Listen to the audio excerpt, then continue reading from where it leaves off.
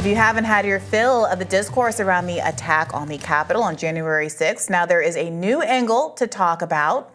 That's right, the January 6th pipe bomb. The FBI is claiming J6 could have gotten even more explosive after the agency discovered a pipe bomb allegedly left at the Republican National Committee headquarters on January 5th. But new evidence suggests that the FBI may have lied. New reporting from Public details how a security analyst has come forward with a report showing that the FBI is misrepresenting the location of the alleged bomb. The FBI map displays the device's location near the southern corner of the Capitol Hill Club. But the source says the device was closer to the opposite side of the building. Public noted that several additional inconsistencies with this pipe bomb story, including whether the bomb could have even gone off on January 6th, given the bomb had a 60-minute timer on it. Joining us now to break down this story for us is founder of Public Substack, investigative journalist Michael Shellenberger. Michael Shellenberger, so glad to have you with us to explain this story, which is a very important one, obviously given the rhetoric around January 6th, the way it is described in mainstream media, and not wrongly, as a very dark day where people attack the Capitol. Many of them have subsequently been arrested and facing long prison sentences. But get into this aspect of the story, the pipe bomb allegation.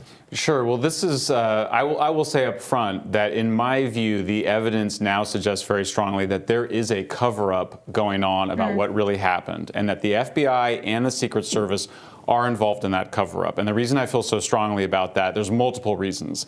Start with the first big reason. All of the Secret Service agent texts from January 6th have been allegedly deleted. Washington Post, to its credit, did a very good report on this last year, where they interviewed experts and just said how completely implausible it would be that all of these texts have been deleted and are not retrievable. That's number one. Number two, the pipe bombs themselves, the FBI, the so-called pipe bombs, the FBI itself said were set on January 5th, set to go off on January 6th. In fact, they had a 60-minute timer on them, which would have made it impossible to have them set on the 5th to go off on the 6th. And in fact, the Washington field office director, when he was interviewed by Congressman Massey in an interview that's now been made public, agreed that the pipe bombs could not have gone off on January 6th. So the initial assessment was wrong. I'll give you a third example.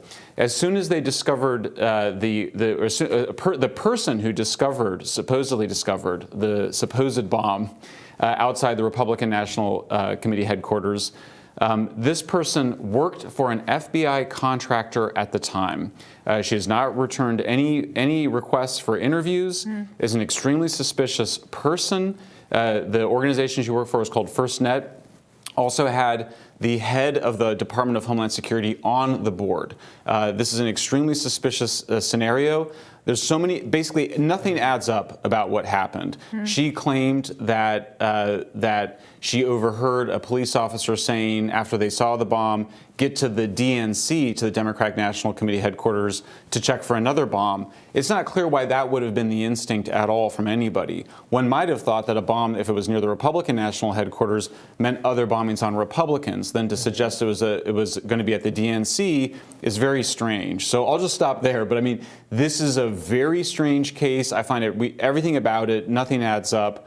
Congress is looking into it. I think there's a lot more questions that we have to ask. So are you alleging then that you don't think there was a pipe bomb at all? Or when you reference the fact that the text messages have all been deleted from, was it the Secret Service members? Secret Service. That this was a plant by our own government? We don't know. And we don't know if these were active bombs. The FBI claims that the bombs were viable, but there's no evidence the bombs were viable because the FBI destroyed the alleged bombs. So we don't know. The 60-minute timer is extremely suspicious. In particular, then, the linkage to January 6th. What's going on there? I mean, it appears to us as though this is part of some sort of a disinformation effort. I don't know who planted those bombs. I'm not even confident that we can trust that the bombs were planted when they said they were planted, that we know who planted them. We did 2 stories on this. The one that came out most recently describes how the FBI's own map erroneously locates where the RNC bomb, alleged bomb, was. It wasn't in that place. It was actually closer to the Capitol Hill Club. And when you look at the photograph of it, it was actually nowhere near where it could have caused harm to the Republican National Committee headquarters. It was near a brick wall. It was closer to the Capitol Hill Club. One of many discrepancies in this case. Well, what about someone who says, okay, fair enough to all that, this was a very poorly thought out, poorly executed, like the attack on the Capitol itself, right, which did not, if premeditated, was not, I don't think it was a spontaneous riot based on what was going on that didn't actually have a plan to occupy the Capitol from a militarily successful point of view. So similarly, whoever did this did not actually know how to set a device to go off a day later, that kind of thing. But doesn't mean that it didn't happen, just that it was not a well thought out, well executed, violent plan or conspiracy. Totally great question. Very well could be that situation. But just keep in mind, and this is the part we haven't got to yet, Vice President-elect Kamala Harris was at the Democratic National Committee headquarters when the alleged pipe bomb was discovered. The reaction to the bomb, by the way, in both situations, first from Carlin Younger, the person who discovered it outside the RNC, was very relaxed. She said she sort of leaned in to get a closer look. Doesn't seem like an intuitive reaction to something you think is a bomb. At the DNC, a similarly relaxed reaction to it. If the bomb had been there when Kamala Harris arrived, then it's a huge scandal that the Secret Service failed to detect it. We know that there were bomb-sniffing dogs that were clearing the area. The bomb was allegedly in view. The photograph that the FBI released of the bomb, you can see it in view near a park bench. So that means if the official story is correct, then it means that the Secret Service missed a potential bomb that almost killed the vice president-elect.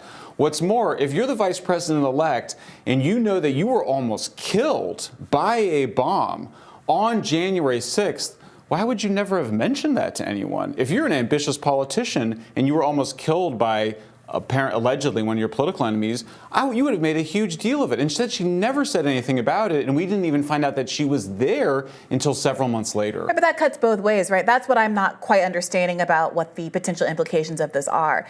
If this is a story where potentially, in order to exaggerate the seriousness of 1/6, the government, Biden, people interested in supporting Biden within the FBI or one of these other 3-letter agencies plant a bomb to make it look like this riot, which many people think was a false flag in the first place, was even more significant and more dangerous.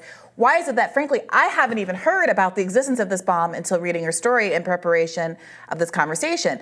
What is the point of weaponizing the potential catastrophe of this bomb going off and causing more destruction if you haven't actually weaponized it? Well, there was a significant amount of publicity about the alleged pipe bombs at the time. What was kept from the public was that the vice president was at the DNC on January 6th. I don't know the reason why they didn't make a big deal of it. One possibility is that her arrival at the DNC that day was not scheduled, and she was not scheduled to be there. And it could be, if this is indeed a cover-up or part of some disinformation campaign, that wires get crossed, that people weren't informed of this, that she ended up showing up at the DNC after this plot to put a bomb or a fake bomb in place had already been hatched. And that was why then she did not make a big deal of it, why it had to come out in court cases. They had been reporting in the courts. What happened is they had been alleging that the vice president had been at the Capitol on January 6th. It only came out several months later in court cases that she was in fact at the DNC, and people had to piece together the fact that that was also the time that there was this alleged pipe bomb. To your point, Brianna, I do remember reading many news articles that are trying to insist on the gravity of January 6th right after, that listed the pipe bomb in addition to like zip ties and things being found to suggest a premeditation or a more seriousness about what happened, or that it was planned ahead of time. So I do remember seeing that. I remember zip ties. I got to say, I don't remember pipe bombs, but that could just be me. But again, we have had nonstop January 6 hearings. January 6th has been such a part of the argument in favor of Joe Biden's campaign that we have to save democracy. And so I'm just trying to find the Occam's razor of it all. It does seem actually very likely to me, for example, that threats to a president or vice president or member of Congress are very serious. There are always concerns about copycatting. I don't think that you would necessarily want to advertise how close you might have come to successfully planting a bomb at a place where the vice president was that wasn't caught in a sufficiently timely manner. Could that be a possible reason why there were some of these inconsistencies? And I do want to say also, I think that the evidence about the Secret Service texts being erased and all of that is a lot more suspicious than some of the other points that you're making about the non-disclosure of Kamala Harris, for instance. Just keep in mind how much publicity there has been about some cocaine found at the White House and the president's dog biting a Secret Service agent. But I remember those stories were covered a great deal. They're not ultimately super significant, I would argue, as compared to the potential assassination of a vice president-elect. Exactly. In other words, the potential assassination of the vice president-elect on January 6th should have been this huge story, regardless of whether or not the vice president made a big deal of it. Maybe she chose not to make a big deal of it. But we're talking about a serious breach of Secret Service protocols.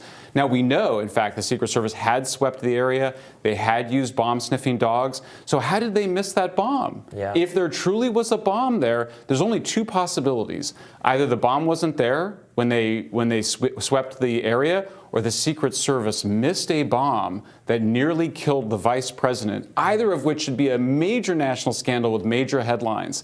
So we did see the publicity around the bomb scare. We didn't see the publicity around the fact that Kamala Harris was there. In the official congressional investigation, they buried it in a footnote. It's almost as though there was something going on and it went wrong. Perhaps the vice president wasn't meant to go to the DNC that day, and it was a last-minute decision, and then they sort of buried it in the rest of the investigation. More questions than answers, I grant you. Very interesting. Michael Shellenberger, thank you so much for joining us today in studio. Always happy to have you. We'll be back with more Rising right after this.